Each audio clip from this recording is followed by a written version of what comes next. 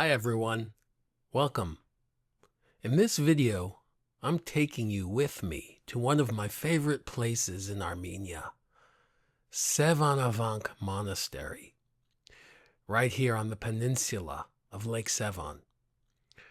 I came here most recently in March, so you'll still see patches of snow scattered around, especially in the hills and the distant mountains.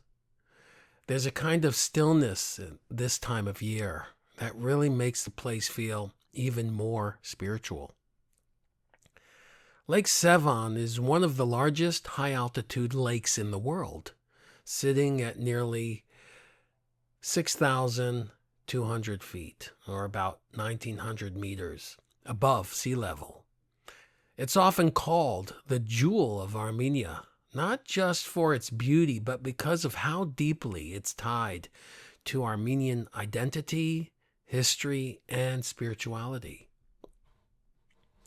As we can see as we head toward the monastery, it's worth knowing a bit about its origins.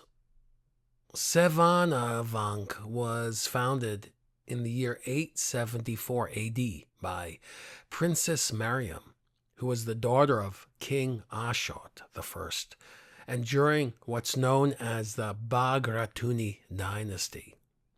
This period was a real turning point in Armenian history. The country was recovering from Arab invasions, and there was a push to rebuild religious life and restore Armenian cultural identity. At this time, this wasn't even a peninsula. It was an island in the middle of the lake. The water level was much higher, so you could only reach it by boat. That isolation made it a perfect place for monks to retreat from the world and devote themselves fully to prayer and spiritual discipline. Sevanavank originally had about 30 churches and chapels on this island complex, most of them small monastic buildings, but only two main churches remain today.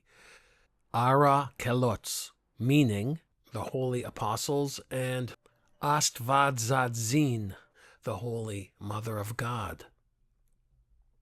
And as we walk through this land in these spaces, you'll notice khachkars all over the place, which are beautifully carved cross stones that are unique to Armenian culture. Each one is handmade and filled with symbolic detail. Some even include sacred geometric patterns or representations of eternity. Khachkars aren't just markers, they're spiritual offerings, a blend of craftsmanship, theology, and devotion. Armenia has been Christian since 301 AD, making it the first country in the world to adopt Christianity as a state religion. So monasteries like Sevanavank played a major role in keeping the faith alive through centuries of invasions, hardship, and political change. They weren't just places of worship, they were centers of learning, resistance, and resilience. Inside one of the chapels, you can experience a small, dark, and deeply atmospheric space. The walls are made of rough stone, and the light filters in gently through narrow windows. In many ways, the simplicity of it is what makes it so powerful. You can light a candle, take a breath, and just be. It's easy to forget how old this space is. It's over 1,000 years.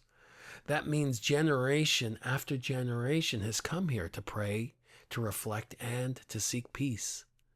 You can almost feel their presence still lingering in the quietness of the spaces. Now, coming back outside, as you look around, you can get an incredible view of Lake Sevan. It stretches out in every direction, surrounded by snow-capped mountains. The combination of natural beauty and ancient architecture creates such a strong sense of peace. You almost feel like you're standing between two worlds, this one and something eternal. In the Soviet era, the lake's water level was drastically lowered as part of an irrigation and hydroelectric project. That's what turned Sevanavank from an island into a peninsula.